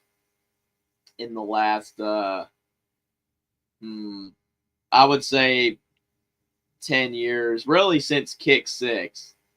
Kick 6 was like the last like major moment. Bama, Auburn, Ohio State, Michigan has become by far the biggest rivalry, the most hated rivalry, and even when Alabama, Auburn was like right there, you could still say like Ohio State, Michigan. But you're not still the best, but now it's a major gap between Ohio State, Michigan, and the rest of the rivalries. Oh man, it's like a bunch of people just like running, like just yelling at each other about Ohio State, Michigan, where it's like, oh well, Ohio State's this, Ohio State's that, oh Michigan's this, Michigan's that. I'm like, they do this all day too, Jackson. That's the thing, all day, every day, 365 days, 24/7. And I don't understand it. I mean, I get a lot of it's for engagement, a lot of it's, like humor and stuff. But some of these people, I really believe, like they take this just so far. I don't know. The thing is, Burks has different opinions than other Michigan fans on the internet that basically all agree with each other. And I don't see the problem with that. I mean, it's like, that's the thing I don't get. It's just, for me, I think you can be a fan of a team and still, have different opinions than other people. Like, you don't have to be almost like an NPC where, like, every single person just agrees with each other. I think you can have a differing opinion and still be, a member of a fan base. I mean, yeah, like I said, in the real world, people are different. It's more of a social media thing. Yeah, because it's like if you hear like people say, if you see, like, if we're seeing like a crazy dude that happens to be a Bama fan, like doing really weird stuff online, just know we don't claim that dude, because it's like we've all got our crazy people in each fan bases. And yeah, it's just the Michigan and Ohio State fan bases online are so loud. That's the thing. I mean, Bama, we have our crazy fans, but they seem to be a bit more isolated online, and people don't really associate it with them as much. Whereas, like, there's just entire communities and subsections of the Michigan and Ohio State fan base online that are just, it's crazy. It's just a different thing, man. Like, I didn't know, because, I'm down in the South like you, Jackson. I did not know how crazy the Ohio State-Michigan rivalry was until I got social media. when I got social media, that like instantly I'm like, oh gosh, I will never, ever, ever say that the Alabama-Auburn rivalry, at least when it comes to social media, is anywhere close to the beef and hate that these two teams have and their fans for each other. It's insane, Jackson. Like I said, I did not know until I got social media. Like, it is wild. Nice. Yeah, you don't understand, man. Like, if you're like you do stuff that you're against your fan base, then they're gonna try and hunt you down and destroy your reputation and stalk you on YouTube. That's what happened with this Ohio State female fan. She didn't, you guys know her, but I'm not gonna say her name. But that's what there's guys harassing because she's like she doesn't like what they're saying and stuff. And so I'm calling out my fan base for supporting Connor Stallions and all this crap and thinking that they can't do anything wrong. And some of their views are just like, I'm calling it out on it. And then this is what they do. They like to make burner accounts and trash me. Obviously, when I'm not even going on here and they think I'm a troll. I'm the troll, really? Sorry, I'm just really pissed off. So because this burner account, right? It's saying like pretty nasty stuff. So I don't want you guys to know like that's not me with you guys. You know, I would never say that to you guys and they're targeting people that I like on YouTube. So that's a crazy part. So yeah, just letting you guys know. Yeah, I appreciate you letting us know, Bergs. And Yeah, at least me anyway, I haven't gotten anything crazy like that yet as a fake Burks burner account. I mean, again, I just think the irony that there's burner accounts on X or Twitter from a guy that don't even have Twitter. I mean, usually when there's like parody or burner accounts, it's usually of like a really famous person, right? Like someone with like millions of followers, and then someone creates like a parody account of the person. Durant. Yeah, but like Burks doesn't even have social media, and you've got burner accounts. Like what?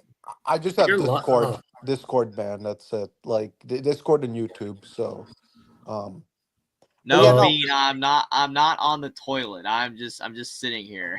Yeah.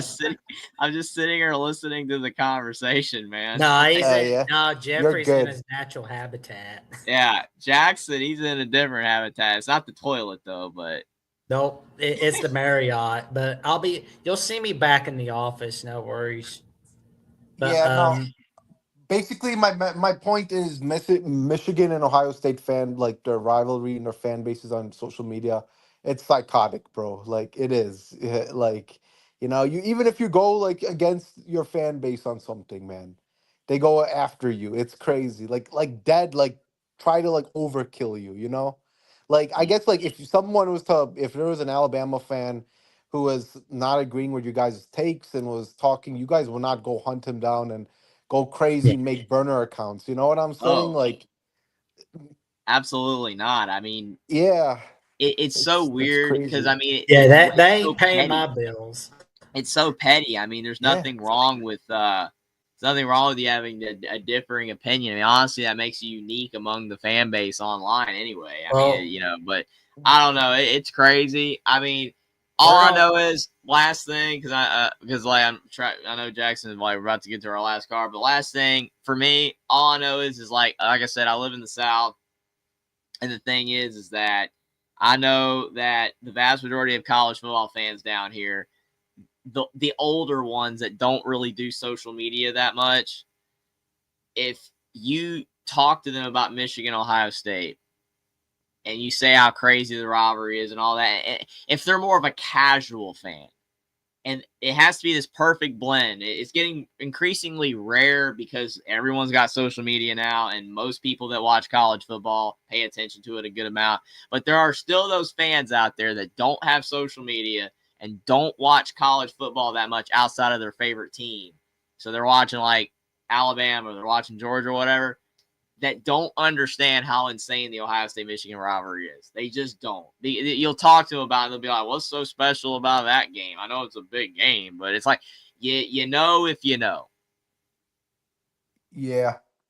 Well, thanks, guys. I just wanted to let you guys know, and thanks for taking my call, and I really appreciate it. So absolutely, Burks. We appreciate you for coming on, and thanks again for letting us know about the trolls that are Yeah, I don't want it to destroy our crazy like. things with your likeness. Yeah, man. No, you can't even say the name Burks on these Michigan channels like Johnny Olden and Voice of College Football and that because they'll like it's that bad. I've got it. I made it even worse. So like, just letting you know, guys know, and I don't want to like because like oh people are making burner accounts that I really like you guys a lot, and I just don't want it to like oh our relationship gets terrible because some stupid burner account comes or like yeah that's what I really just want to say. Yeah, that will die down. No Yeah, worries. I agree with Jackson. I Yeah. mean, it'll die down. They'll Uh-huh. probably find someone else to get super mad at, hopefully. So Yeah. you'll be good. And as John says here, Burks, don't let Yeah. the keyboard warriors get to you. Keep the faith, bro. It's like it's at the end of the day, it's college football. It's all supposed to be fun and games, and when people make it not fun anymore, it's like that's on them. Yeah, So no, I get anger issues on this stuff. Sorry, I get unstable. So like I trust me, dude. I'm pretty chill guy, but I can have some anger issues and go aggressive with Well, stuff like if you this. feel So super angry, count to 1,000. yeah. Breathe in through your nose Yeah. and out through your mouth. All right. I'll do it, man. I'll do it. absolutely. All right, man. Take care, man. You have a good Super. night, Good Burks. night, man. Appreciate Yep. it. And we've got our last caller for the night. We got Timothy Redmond. How you doing tonight, man? Sorry for the Good, long wait. good. Wait a minute. Wait a minute. There's another caller after me. Huh?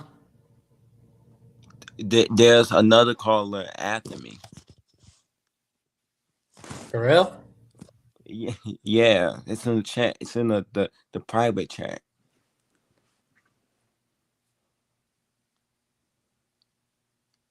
Well, how you doing tonight, man? Oh, good. I got something to tell y'all. Yeah. Might think that the find that a female the Buckeye fan have reached out to me the other day. All right. And she came to to to to to me for help, and she called me on Twitter. She came to me to help because she told me that a junk another but the Buckeye fan, he being a bully, he bullying other the Buckeyes, and for some reason she had the nerve to come to me, and then she thought I was a Buckeye fan, so that's why she came to me. But once I told her that was a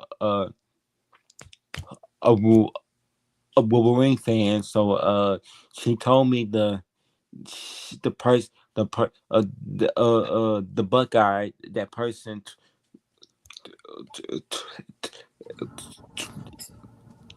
Twitter, so I made some couple posts that we need to have that we need to have a man the man the code is the Michigan. I do know once you become a Michigan man, a Michigan woman, Ohio State, the Buckeye man or female, this code the rules and codes. If you being a bully to somebody that's in your fan base, you're not really a Buckeye man or a Michigan man. But the code is to honor your brothers, the players, and your fan base. You can't get you can't. And she told me that he can't get along with his own fan base, but like but like he have a anti Ohio State the problem. Then in that case, did that case, then then why then then then why are you trying to be part of a, fa- a fan base that you don't even like? She told me that he really don't like oh oh Ohio State like that, and he just there to just be a bully. Yeah, to the rest of Ohio State fans. Well, That's pretty crazy. but do y'all got somebody in your fan base that's like that? Oh, we've had some crazy ones in our fan base. Like the ones we've got, like some of them call in on the Time Bomb show. But before we continue with that, we'd like to point out that we've got a $9.99 super sticker from the Godfather of the SEC. We appreciate the super chat, super sticker contribution to tonight's edition of the Alabama Call-In Show, good buddy. Godfather of the SEC is a wonderful contributor to Alabama, the voice of college football, and a wonderful YouTube member right here on this channel. I broke down the Michigan Ohio State schedule on Monday. The live stream turned out good. Mac and Cliff, but they was on the show, and I did that. I do know there's gonna be some Buckeye fans. They probably mad, and I know they mad. I know that I know that if I expose the truth about the schedule, I do know there's gonna be some people as are sitting there, their fan base, they're gonna get mad. But guess what? But I didn't care. I wanted to show y'all that y'all got that y'all got a gauntlet schedule, and they keep talking about we know we don't lose to trap teams. We ain't Penn State. We ain't we ain't Georgia. We ain't Bama. We ain't no thing. We ain't Michigan. But guess what? The two track teams that we played last year, we played them both on the road with Washington. They beat us, and they went. It was okay. The old school jerseys that the Illinois they used to wear. They wear that during the Michigan game, and we lost. And Ohio State, they gotta play those two teams, and both of them is on the road. And I want to say this: I got them going 8-4, so I got them. So right now, I got them losing to Texas,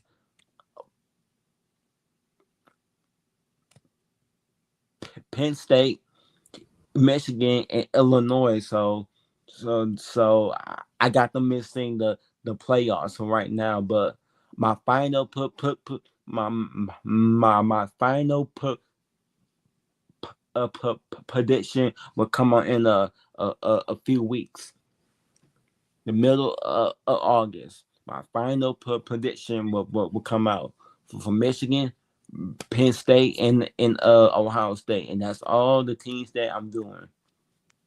I can't wait to see them. That's gonna be fun. Yeah, but it's going to be a YouTube short, so.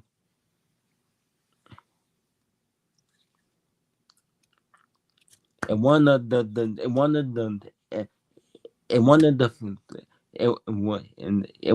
fan the basis they're not gonna be happy, but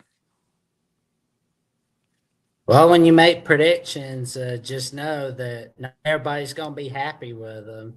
There's some people that'll be happy with them, but then there's some people that aren't going to be happy with them. All I can tell you is stick to your gut, stick to your guts, stick to what you know, and you will always be good to go. And and guess what? I also did. They remember when remember when they hired with Matt but Patricia. I did some research, but since he left the Patriots, when he coached, when he was the head coach of the Detroit Lions, and that and the that one season he coached for the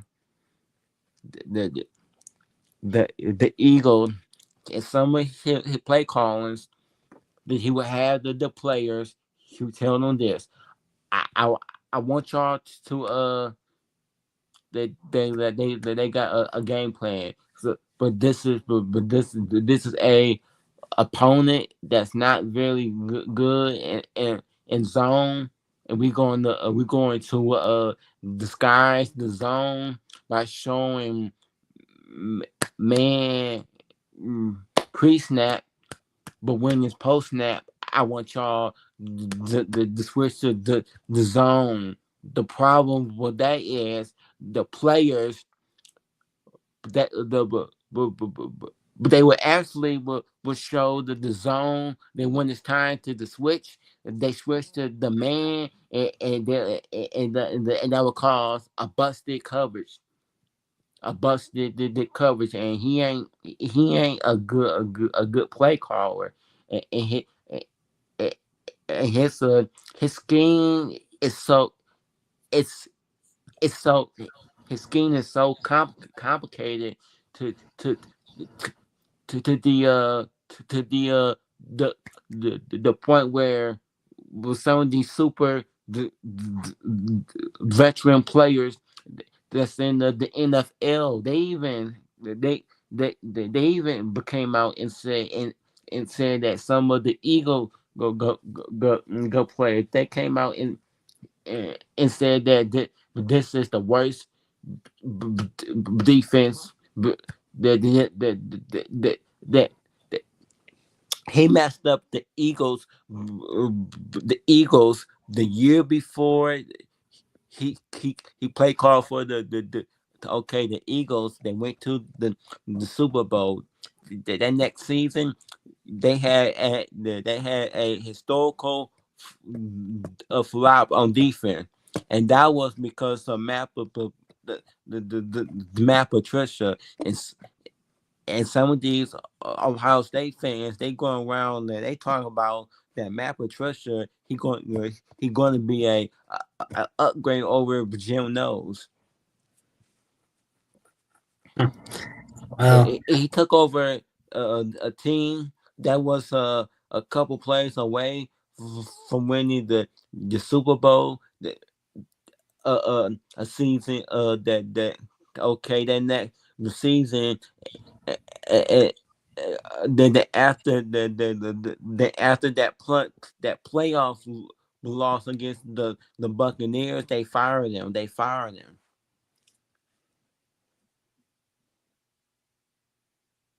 yeah. The Ohio State, they turned in production is right in the hundreds. And everybody and everybody who they got to play on the defensive line, they got zero elite, but they got zero players that's NFL ready. The most of their backups is I'm sorry to say this, but most of their backups, they look like when they get ready to go to the NFL, they might be on somebody. They look like practice squad, the players on their backups. Oh man.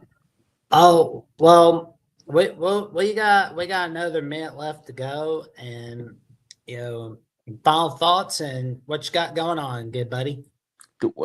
How do you feel about this continuing the Georgia streak? You think it's going to end just like it did those 1-2 years, or The Georgia Street? yeah? Well, let's see. I think their winning streak ends against Florida this year. I think their winning streak against Georgia Tech could end this year. Not saying it will. I'm saying it could. No.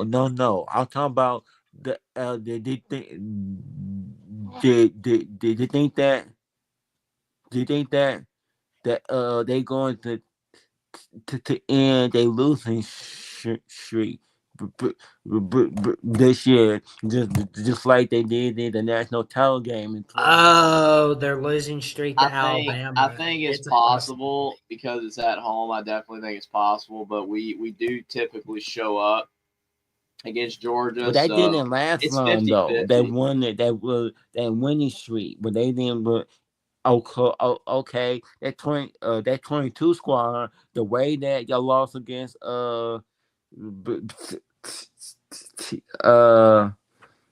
but Tennessee and LSU, yeah, y'all would have lost to them, but that year, and that 23 squad, I felt like some people could they felt like that game was a setup because they figured that the only way the Big Ten will not win a national title that same year, and they were playing the Alabama instead of the Georgia. Somebody smite fun of the bit the office. They knew that if Georgia was playing for a title, the Big Ten will win. So they probably thought if Nick Saban beats Georgia, then the SEC don't have to worry about giving up their national title streak. But yeah, could have won it 4 in a row, but the SEC, but the Big Ten was like, oh, it's our turn to start our own national title streak. And so far, they've done it 2 in a row, and they're looking for Penn State to bring home a 3-peat, which is not easy. Yeah, I mean, nobody's really 3-peated in quite well. I don't think any of us, including everybody in the chat, was alive the last time there was a 3-peat in the world of college football. There was the 21 and 22. Georgia won it, and the Alabama, they won it in 20. So I'm talking about a conference. Oh yeah. Conferences happened in our lifetime, but national titles, it's not happened in our lifetime, I don't think. No, I'm not talking about the conference, because the SEC. Yeah. The SEC, they won it 3 in a row. Yeah, because like 2014 through 16, it was Alabama winning the SEC 3 years in a row, and the only reason that the SEC, they could have won it every single year outside the year that the Urban Meyer, the Buckeyes team, because of Clemson. Y'all could have went the almost 10 in a row of winning a national title between the Alabama, LSU, and Georgia. The SEC, they could almost win 10 in a row because but ever since Ohio State had won it in 2014 because those generational Clemson teams and stopped the SEC from winning it the 2 years that they won it, and they could have won it, but they could have won it 3 in the color. They could have won it 4 in the row, but they had some problems. Beating Bama the back to back. They could have beat the Bama between the row. The way that they destroyed, the way that they destroyed, the way that they destroyed. Who did they play in the semi the finals? I know that the Clemson they played Ohio State in the semis, but who did the LSU play in the semi final?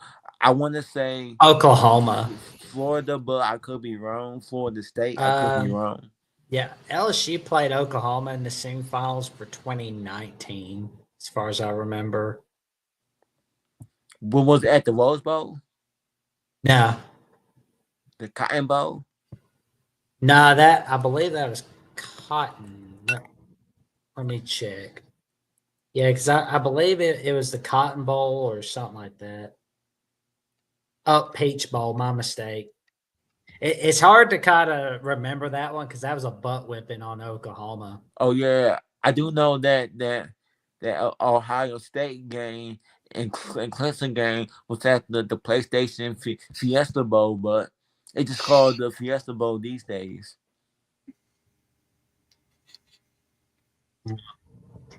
One thing's for sure, I'm curious to see what's going to happen in the playoffs this season. Any final thoughts before we get here? You can promote my channel if you don't mind. Absolutely. There we go. Because I just got some more subscribers today, so I need about 9 more subscribers. I'll be in the 200s. Oh, there we go. Here we go. Tune in to Thunder Redmond Michigan Football Show, where he's got all kinds of magic. And let me tell you something, you're not going to want to miss it. And let's see. There's your show with college football with Sam. You got Cliff and Mac on that show. Nice. Mm-hmm. We're looking forward to it. All righty, Timothy. We will catch you on the upside. We will see you next week. And all the thumbnails but that you see, they're not easy to correct. I use a programmer by Google, and every time it don't get it right the first time, I have to go back and edit it and fix it. So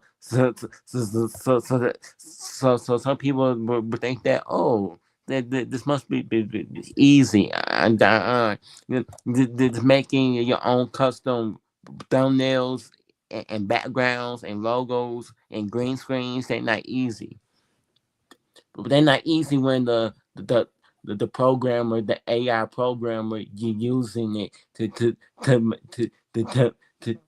make it. It's not easy. When things don't turn out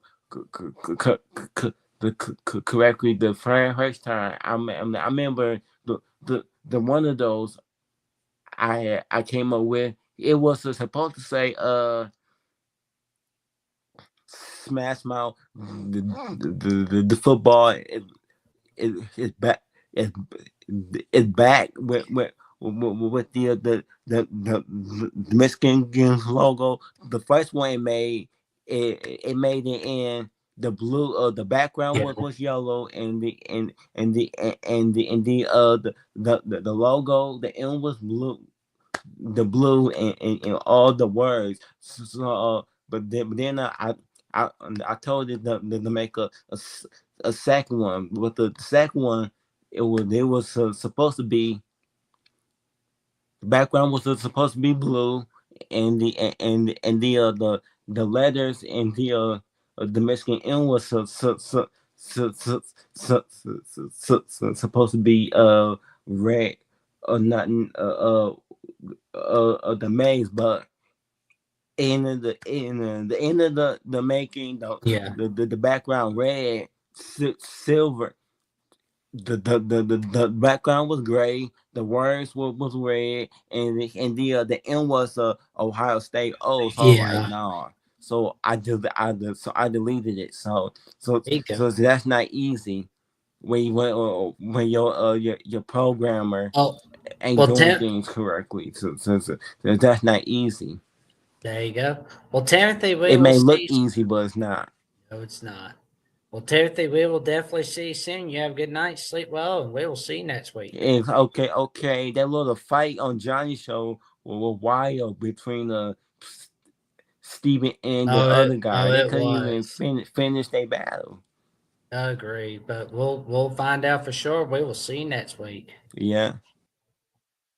Here we go, and we are heading off to bed in just a little bit. But first, we've got some magic we're gonna tell you.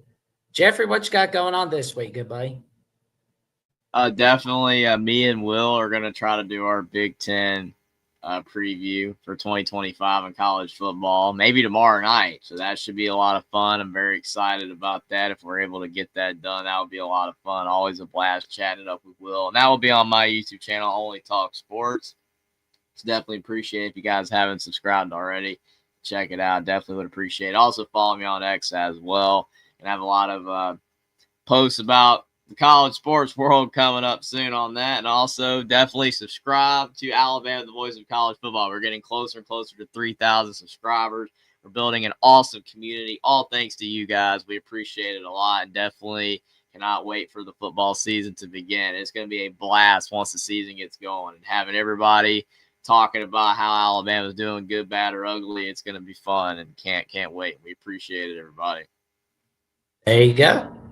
Tell your friends, family, and cashiers post about the magic Jeffrey's making on Only Talk Sports right here on Alabama, the voice of college football. And, of course, you can check out my personal channel, Jackson Johnson 979, where I've got my show, The Jacksonian, and I've got the next 2 episodes set, where I'll be pre-recording with Locked On Kansas State host Christian Rowe on Sunday afternoon. We'll be releasing it on a Monday, I believe. And also, you're going to love these Nets guests. We'll be filming on Nets Friday, where I'll be filming with Tiger Paul Craven and Jordan Bowman to celebrate the 4th season of Clemson Tigers Live, a.k.a. the All-In Show from Clemson at the Voice of College Football. And let me tell you something, you'll be in for a wild ride. And you can also check out my updates on Alabama with the Voice of College Football and the Jacksonian on Jats VOCFB on X/Twitter and Instagram and Threads at Jackson Johnson 543908 and on Blue Sky Social at Blue Sky Jackson Johnson 97 Blue Sky Social, where my friend Mike Debate says where the skies are blue. And you can catch Crimson Tide Live on and Alabama Primetime Live on Apple, Spotify, Amazon, and iHeartRadio. And like, comment, subscribe to Alabama the Voice of College Football so you never miss another video or another episode whatsoever. And we will see you Monday night, 7 p.m. Eastern Time, 6 p.m. Central Time. And roll Tide.